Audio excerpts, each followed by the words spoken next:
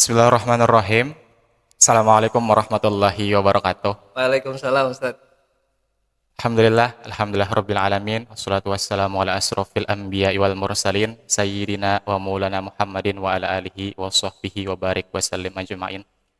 Halo teman-teman semua, selamat datang kembali di podcast Kardan Hasanah dalam edisi Wonderful Ramadan. Puasaku totalitas, ibadahku berkualitas, belajarku tuntas. Alhamdulillah teman-teman semua, kita kembali memasuki Ramadan 1446 Hijriah. Saat ini saya sedang bersama dengan pengawas bidang sarana prasarana Ustadz Muhammad Emil. Apa kabar Ustadz Emil? Alhamdulillah Ustaz. Alhamdulillah, terima kasih Sehat-sehat. banyak Ya, Ustadz sudah meluangkan waktu untuk datang berbagi dengan teman-teman podcast.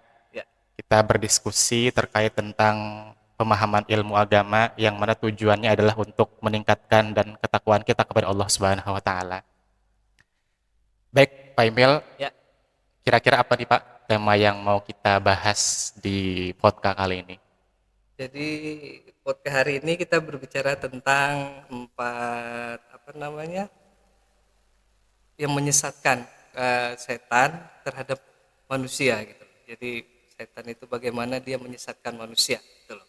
Masya Allah, Ya. ini ilmu yang penting banget ya Pak Emil, Ya. karena pasti kita sebagai manusia tentu banyak sekali godaan-godaan yang datang kepada kita, karena memang salah satu alasan kenapa manusia turun kan Pak adalah ada godaan dari Ya, setan. benar godaan setan ya. Oke, penting banget. Baik Pak Emil, boleh dijelaskan Pak, apa saja mungkin 4 godaan setan tersebut yang bisa mengganggu kita dalam kehidupan sebagai manusia? Ya, terima kasih Ustaz. Jadi memang perspektif saya ini dari sisi psikologis ya. Jadi mungkin kalau secara agama mungkin sudah ada yang lain lebih paham. Jadi gini sebenarnya. Jadi setan itu kan sebenarnya pinter ya, dia menyesatkan kan. Dia tuh paling pinter deh. Jadi saya sempat diskusi sama Ustadz Muhammad itu, malaikat itu sendiri pernah belajar sama setan kan gitu loh. Jadi sebelum dia diusir dari Surga. Oke. surga gitu loh. Jadi tapi sebenarnya setan itu tuh dia tuh kan pintar menggoda, dia pintar menyesatkan manusia. Sebenarnya dia tuh cuma mengulang-ulang aja loh. Jadi dia mengulang-ulang apa sih yang dibisikkan kepada manusia. Sebenarnya itu bukan kalau empat, jadi ada empat nih sebenarnya. Yang dari sisi psikologis saja ya, saya berbicara tidak secara agama. Jadi ada empat, kalau dibilang tuh bodoh banget sih karena Iya, diulang-ulang aja gitu loh. Tapi manusia tuh kalau nggak kuat ya tergoda sama dia karena kan tujuan dia hidup sahabat setan itu hanya untuk menyesatkan dan menggoda ya. Nah, ada empat hal sebenarnya yang perlu kita ketahui. Yang pertama itu apa, Ustaz? Overthinking, Ustaz. Pernah dengar nggak overthinking seperti apa? Ustaz pernah merasakan nggak overthinking? Eh, pernah sekali Pak Emil, overthinking itu berpikiran yang terlalu berlebihan ya Pak. Ya, benar. Ah, iya. Jadi itu. Jadi overthinking itu salah satunya kita memikirkan sesuatu yang belum terjadi gitu loh. Jadi apapun, waduh, gimana sih ya besok? Gimana ya nantinya saya ke depannya seperti apa? Jadi kita seperti begitu kan. Jadi setan tuh pinter banget gitu loh misalkan. Kamu ini. Jadi kita semacam kayak jadi merasa was-was gitu loh. Hidup kita itu was-was sampai cemas. Kita kadang nggak sadar gitu loh bahwa tuh setan itu menyesatkan banget gitu loh. Nah, seperti itulah jadi kita overthinking itu bagaimana apalagi dengan ada seorang. Kan manusia itu ada empat tipologis ya. Nah, karena Ustadz kalau nggak salah udah pernah belajar kan. Jadi Hmm. ada yang sanguinis, koleris, melankolis dan flegmatis. Nah, salah satu sisi yang yang tipologi ini yang melankolis itu salah satunya itu overthinking. Kalau udah overthinking itu berkecamuk banget di kepala, apa yang ini, jadi kadang-kadang merasa was-was saya sendiri, kadang-kadang merasa was-was gitu loh. Nah, ada sesuatu, jadi ya ini saya akan lakukan. Jadi overthinking itu bagaimana sih kita cara bisa mengeliminasi overthinking? Tidak bisa ini ya, tidak bisa menstop, tapi mengeliminasi aja kita bagaimana untuk jangan sampai terlalu overthinking gitu loh. Nah, yang pertama itu apa kita? Kita kembali lagi kepada pencipta ya. Jadi kita, kalau saya overthinking ini saya lakukan sendiri. Jadi saya itu apa? Saya lakukan pertama itu saya istighfar. Saya istighfar terus itu loh, ya Allah gitu loh. Habis itu apa? Yang kedua saya salawat Nabi. Nah, itu yang saya lakukan gitu loh. Nah, di salawat Nabi itulah insya Allah menenangkan saya karena kan saya sempat ada diskusi dengan Ustadz Muhammad, katanya kalau kita salawat itu dari guru kumpul, beliau itu cerita kalau kita salawat Nabi itu apapun yang ditembakkan sama setan apapun itu akan mental gitu loh. Jadi insya Allah dengan kita istighfar, dengan kita salawat itu insya Allah akan membentengi kita dari overthinking. Nah itu dari sisi agama. Tapi kalau dari sisi psikologis kita bagaimana kita lakukan, kita itu harusnya fokus pada hari ini aja Ustaz. Jadi kita pada fokus pada hari ini apa yang kita harus lakukan, misal dalam kehidupan sehari-hari. Nah Ustaz misalnya gini, uh, Ustadz hari ini apa fokusnya gitu. Jangan berpikirkan ke depan, oh saya besok nih mau ngerjain apa. Tapi kalau untuk pekerjaan saya menuntaskan ini dulu gitu loh. Jadi sesuatu fokus di sini pekerjaan ataupun misalnya di rumah. Nah itu jadi kita harus fokus. Jadi ada macam-macam fokus ke dalam pekerjaan, fokus dalam diri sendiri, apapun gitu loh Ustadz. Jadi intinya itu fokus kita. Jangan kita memikirkan masa lalu dan kita pikirkan masa depan. Tapi kita fokus hari ini aja. Insya Allah overthinking itu bisa kita akan eliminasi sedikit ya itu. Itu yang poin pertama Ustaz. Yang pertama overthinking ya Pak? Iya overthinking. Oke. Jadi seperti yang disampaikan Pak Emil tadi, teman-teman jangan terlalu banyak berpikiran yang lebih-lebih, fokus kepada hari ini saja dulu. Kerjakan hari ini sebaik mungkin kata beliau. Yang kedua ada apa Pak? Nah kedua ini dia angan-angan kosong. Jadi angan-angan kosong tuh jadi dia setan itu akan membisikkan kita kayak mimpi kosong gitu loh. Jadi kadang-kadang kan kondisi-kondisi sekarang tuh banyak apa namanya TikTok, Instagram itu scroll media aja tuh. Kadang-kadang wah saya itu pengen menjadi ini tapi nggak ada tindakan gitu loh Ustaz. Jadi kayaknya bermimpi yang kosong aja itu tanpa ada tindakan gitu loh. Kita jadi merasa aduh ini kayak seperti membayangkan aja sesuatu yang mungkin belum terjadi gitu loh kita. Jadi angan-angan kosongnya saya tentu bilang jadi waktu kita tuh terbuang percuma gitu, bukan kita berbuat sesuatu yang berbuat yang lebih baik, tindakan yang positif enggak. Kadang-kadang kita terlena dengan scroll, ya kan? Ustaz tahu kan gimana kalau orang udah scroll tuh berapa menit? Ustaz merasakan nggak gitu? Bisa berjam-jam gitu Pak? Bisa berjam-jam itu, apalagi udah saya ngeliatin kadang-kadang saya lihat ada anak muda yang mudah-mudahan sih cuma segelintir orang, kadang-kadang di sholat tarawih atau sholat Jumat itu masih aja udah khatib apa namanya membaca khutbah masih aja scroll media gitu. Aduh ya Allah saya bilang gini nih ya mudah-mudahan sih kita tidak melakukan seperti itu ya Ustaz ya. Nah angan-angan kosong ini ada Ustaz. Jadi dari sisi psikologis Ustaz pernah dengar nggak dream mapping? Yang menuliskan keinginan di buku atau di tempat-tempat yang kita sering lihat kan Pak? Benar. Nah itu luar biasa dream mapping. Nah kita coba dream mapping Ustadz deh. Nah jadi dream mapping itu angan-angan Ustadz. Jadi kita bagi misalnya umur Ustadz sekarang berapa nih? Saya 27 tahun. 27 tahun. Nah sebentar lagi mau nikah katanya nih. Amin. Kita doakan ya Ustadznya. Jadi nah Ustadz misalnya dalam 30 tahun. Jadi kita berbicara dream mapping 30 tahun, 40 tahun atau 50 tahun lah. Nah Ustadz mau anunya di berapa nih? Umur 30 tahun dulu, 40 tahun? 30 tahun dulu Pak. Oke. Ustadz 30 tahun apa yang Ustadz mau lakukan itu tuh? Bismillah menikah sih Pak. Menikah alhamdulillah. Nah jadi Ustadz akan menulis. Jadi kalau dream mapping itu kita punya buku nih Ustadz. Misalnya saya punya bukunya Ustadz ya. Nah ini ada buku. Jadi Ustadz akan menulis di sini. Nah, menulis di sini. Umur 30 tahun saya akan menikah. Selain itu apa lagi Ustadz? Punya keluarga kecil, punya anak. Alhamdulillah keluarganya. Kemudian punya pekerjaan sampingan mungkin Pak, bisnis sampingan. Oke, alhamdulillah. Nah, itu 30 tahun Ustaz ya. Jadi kita catat di sini. Jadi kita catat 30 tahun Ustaz Teta ini pengen menikah, punya keluarga yang yang sakinah mawaddah dan punya bisnis sampingan. Umur 40 tahun Ustaz. 40 tahun sudah punya rumah. Alhamdulillah. Sudah punya rumah, kendaraan pribadi mungkin Ustaz, Emil. Ya. Dan pengen belajar mengabdi lebih ke masyarakat sih Pak. Jadi bukan cuma sekedar mengajar, tapi lebih ikhlas dalam mengajarnya, mengabdi dengan tidak meminta imbalan lagi ke pengajaran. Jadi benar-benar ikhlas mengajar. Ikhlas mengajar ya. Jadi rezeki itu Allah aja yang memberikan ya, sesuatu apapun ya. Nah, nah jadi 30-40 tahun kan udah nih Ustaz. Nah, ada nggak yang keinginan lagi yang terakhir ada? Mau naik haji atau umroh melihat Baitullah? naik haji mungkin Ustaz, Pak Naik Emil, haji. nggih, bersama keluarga. Alhamdulillah. Alhamdulillah. Nah, itu Ustaz tulis ya, Ustaz tulis di buku sini. Jadi punya buku sendiri. Ustaz tulis 30 tahun saya pengen menikah gitu kan. Nah, bayangkan wanita seperti apa sih saya inginkan gitu loh. Ustaz sudah bisa bayangkan nih. Jadi dream mapping kita bayangkan, oh saya punya pengen perempuan seperti ini, punya anak seperti ini kan. Nah, itu Ustaz bayangkan. Nah, yang kedua itu apa? 40 tahun. Ustaz pengen punya rumah. Aduh, Ustaz pengen bayangin jadi misal gambar punya misal kita ada pameran rumah, oh saya pengen rumah itu. Nah, Ustaz bisa taruh di sini rumahnya seperti apa, pandangin. Udah Ustaz bayangkan gitu loh rumahnya seperti apa, nah, seperti apa. Nah misal terus apa lagi tadi. Pengen punya kendaraan. Nah punya kendaraan misalnya pengennya mobil apa motor lah ya kendaraan itu. Bayangkan apa yang kendaraan yang Ustadz pengen lakukan gitu loh. Jadi digambarkan dibayangkan bahwa oh saya tuh pengen seperti ini gitu loh. Nah, kemudian terakhir ya bersama alhamdulillah sama apa naik ibadah haji ya Ustadz. Nah bayangkan Ustadz untuk apa tawaf di Ka'bah, berkunjung ke makam Nabi Rasulullah. Nah, seperti itu. Nah, jadi habis itu Ustaz apa? Tutup bukunya Ustaz. Buku tutup, udah biarkan aja. Jadi sudah buku itu kita tutup, nanti biarkan Allah yang bekerja.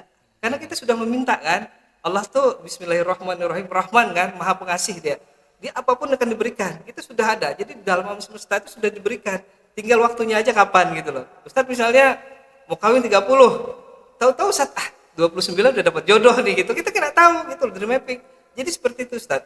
Jadi kita sudah membayangkan bahwa kita tuh gitu loh. Kita tuh mendapatkan itu, kita punya seperti optimis gitu loh. Tapi bukan angan-angan kosong ya, karena kalau scroll itu kan kadang-kadang angan kosong. Ini benar-benar sudah tertulis gitu loh. Saya sudah pengen ini, saya pengen ini, membayangkan gitu loh. Nah, kita naik haji sudah bayangkan kan, insya Allah itu loh. Jadi itu tinggal waktunya aja lah Ustaz. Nah, kita jelas pertama itu ya memohon pada Allah, kita tindakan kita action kita seperti apa kan, nggak cuma kita diam diri kan. Nah, tapi kita harus melakukan sesuatu itu. Jangan takut dengan rezeki Ustaz. Apapun rezeki itu insya Allah gitu loh. Rezeki itu nggak cuma satu jalur. Kiri kanan tuh ada gitu loh. Jadi nggak akan mungkin, Allah tuh tinggal kita berdoa. Kita mau kerannya segini, mau ngasih cuma seember, terus baskom ataupun seluas samudra gitu loh. Itu rezeki Allah itu luar biasa gitu loh. Apalagi kita seorang muslim, sudah Rahman Rahim kan, Rahim itu loh, seorang yang terpilih kan Ustaz. Jadi itulah dream mapping itu. Kenapa? Karena saya juga melakukan Ustaz. Jadi saya melakukan juga ini terbukti gitu loh. Jadi waktu itu anak saya masih SD, saya tulis di buku dokter gitu. Tutup bukunya, selesai. Tahu-tahu dia alhamdulillah pas dibuka kok ada tulisan dokternya gitu loh. Anak saya alhamdulillah sekarang bukan dokter tapi tetap dokter gigi gitu. Biarpun bukan dokter tapi dokter gigi alhamdulillah gitu loh. Apapun dia sama dengan kendaraan Ustaz. Kayak seperti begitu juga gitu loh. Saya tulis gitu loh. Saya pengen kemana bepergian keluar negeri, saya tutup. Ya itu namanya rezeki, saya tidak tahu datangnya dari mana aja gitu loh. Insya Allah itu. Ayo kita berdoa itu loh Ustaz. Jadi dream mapping itu Ustaz. Masya Allah, terima kasih banyak Pak Emil atas tipsnya. Jadi teman-teman yang mendengar dan juga melihat podcast kali ini, setelah melihat langsung ambil buku dan juga catat keinginan dream mappingnya masing-masing. Oke. Dan kalau bisa ya Pak Emil, seperti yang beliau sampaikan tadi, tulis mimpinya sespesifik mungkin Pak ya. Benar, ya spesifik banget apa yang kita ingin. Insya Allah spesifik. Jadi tinggal nanti Allah Subhanahu Wa Taala yang akan mengabulkan. Yang penting kita sudah berusaha. Kata beliau tadi jangan cuma sekedar angan-angan kosong. Baik Pak Emil, tadi ada overthinking, angan-angan yang kosong, itu yang kedua. Yang ketiga bisa apa Pak Emil yang jadi godaan setan buat kita? Ini penyesalan yang berlebihan Ustaz. Jadi gini, misalnya Ustadz kan ada kejadian kemarin, Ustadz melakukan kesalahan, ini kata setan, kamu nggak bisa apa-apa katanya gitu loh. Jadi setan itu membujuk kita supaya kita itu tidak bisa menjadi sesuatu yang lebih baik lagi gitu loh Ustadz. Jadi sesuatu yang kita lakukan, misalnya kan kemarin kita melakukan kesalahan, jadi kita merasa bersalah, aduh saya ini nggak bisa apa-apa sih gitu loh. Nah itu yang bikin kita nyesal gitu loh, padahal itu enggak gitu loh. Kalau kita bisa mengendalikan diri, kita akan bisa melakukan sesuatu yang kita lakukan kemarin nggak bisa. Nah kita bisa melakukannya hari ini gitu loh. Jadi itu memang benar-benar pintar tuh kalau memang setan itu. Jadi setan tuh ada di dalam darah kita ya Ustaz ya. Jadi mereka itu, jadi kita tuh tinggal kita aja lagi bagaimana kita mengatur bahwa kita sadar bahwa kita bisa mengalahkan setan itu gitu, kesadaran kita. Nah Ustaz pernah nonton Kung Fu Panda nggak? Oke, pernah Pak. se-highlight-highlightnya Ustaz Highlightnya aja. tadi sagara nggih tidak full. Ada pernah dengar Master Ubui nggak? Belum sih, Pak. Master Ubui itu yang kura-kura itu Ustaz. Dia itu dia punya itu bagus banget Ustaz. Jadi kayak ini. Yesterday is history. Tomorrow is mystery, ya kan? But today is gift. Nah, that why is called present. Nah, lakukanlah untuk yang hari ini gitu. Jadi present itu bisa hadiah, hari ini hadiah, dan bisa juga sekarang kan, kalau bahasa Inggris benar nggak Ustaz? Iya, Pak. Itu. Jadi biarkanlah itu kemarin itu jadi sejarah kita aja. Masa depan itu histori apa Misteri. misteri kan, kita tidak tahu kan, itu kepunyaan Allah, hak prerogatif Allah kan, apapun, tapi kan kita berusaha kan, seperti dream mapping itu kita usaha, apapun yang diberikan Allah kita akan terima gitu loh, yang terbaik gitu. Nah, hari ini itulah yang kita lakukan Ustaz. Jadi kalau misalnya ada setan bilang menyesatkan, enggak, kita bisa hari ini kita bisa lakukan apapun yang terbaik gitu Ustaz. Insya Allah dengan kita punya kesadaran kita bisa, kalau saya berbicara sedikit higher self ya Ustaz. Jadi higher self itu ada di sini, jadi itu kita akan beradu kadang-kadang di kepala itu. Pernah kan Ustaz beradu gitu loh. Jadi ada dua pembicaraan tuh. Saya pengen ini tapi gini kan, karena misalnya kita mau mau menyumbang sedekah gitu loh. Tahu ada satu bisikan gitu loh. Oh, usah deh nyumbang gitu loh, usah. Nah, itu tinggal kita bagaimana kita insya Allah bisa mengalahkan itu. Ya pertama-tama jelas kita bagaimana kita istighfar dan kita salawat. Insya Allah yang menyingkirkan sisi negatifnya itu insya Allah Ustaz. Jadi akan bisa tersingkirkan gitu loh. Wah, baik, luar biasa pesan dari Pak Emil. Teman-teman, yang ketiga artinya adalah tidak terlalu menyesali kesalahan yang sudah pernah terjadi. Karena kan Pak, kita sebagai manusia itu pasti pernah salah. Benar. Daripada itu kan, karena ada kesalahan-kesalahan kita jadi tahu bagaimana cara menyelesaikan masalah tersebut dan belajar dari kesalahan-kesalahan tersebut. Yang terakhir mungkin Pak, ada 4 godaan setan kepada manusia. Terakhir kesombongan Ustaz. Wah, ini paling berat sekali ini.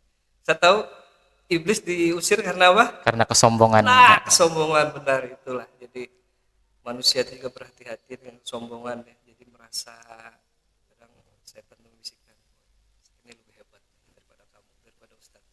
Saya bisa ini, saya bisa itu kan. Jadi dia merasa sombong kan. Itu yang paling tidak bisa kan. Itu yang kita hindari. Karena kesombongan itu membuat kita sebagai jadi seorang yang tidak baik secara aneh ya Ustaz ya. Nah, itu paling ini Ustaz. Jadi kesombongan itu bagi saya sih apa ya? Kita hindarilah ya. Jadi kayak seperti iblis karena sombongan, karena disuruh Allah untuk menyembah Nabi Adam kan tidak mau kan, itu loh.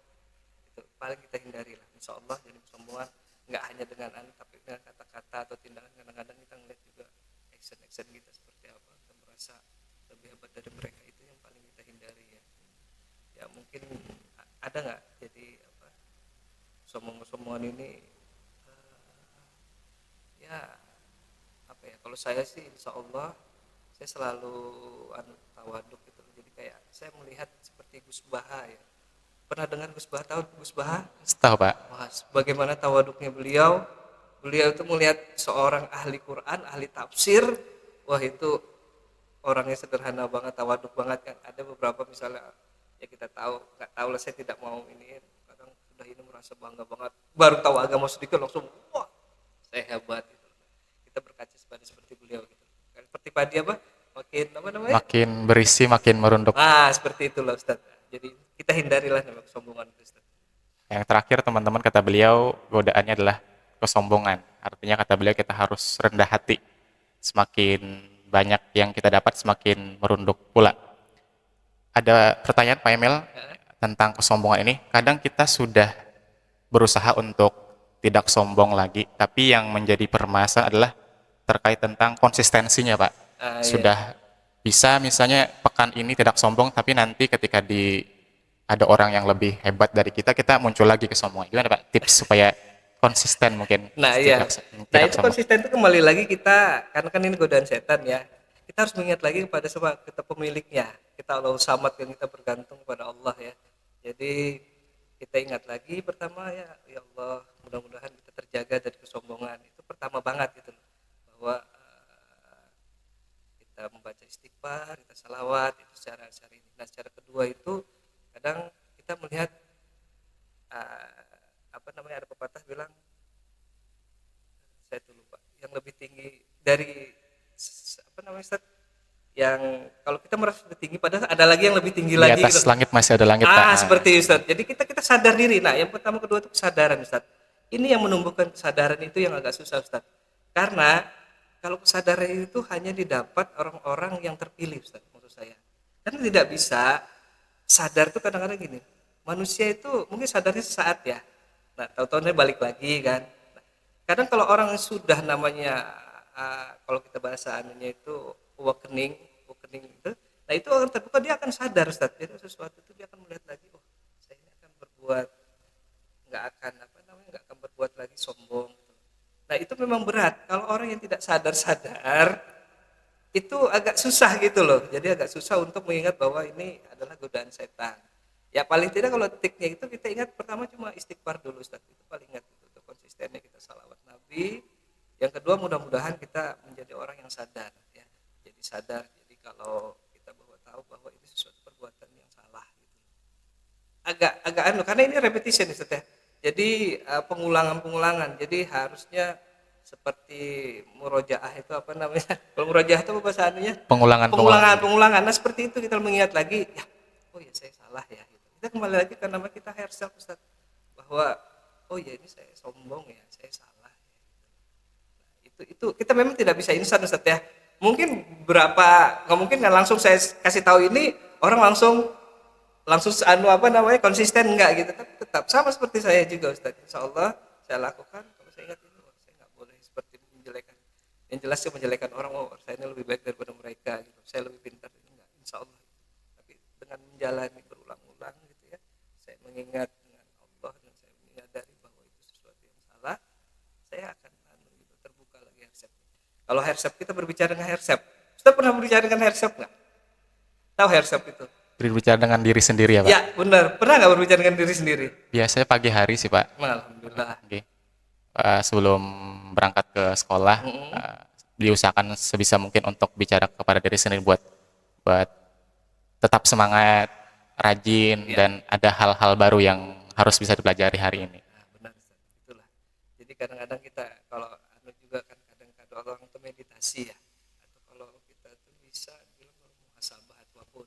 Itu kalau berbicara dengan diri sendiri itu luar biasa Ustaz. Kalau orang yang bisa berbicara dengan hersepnya itu udah levelnya udah bagus, udah di atas rata-rata orang gitu loh. Karena dia bisa menyatukan gitu loh hersep dengan kan ini dengan ini kan berbeda Ustaz. Kadang-kadang pikiran dan ini kan jauh banget nih, bertentangan terus kan, tapi dengan ada hersep itu bisa menyimbangkan gitu. So, luar biasa Ustaz.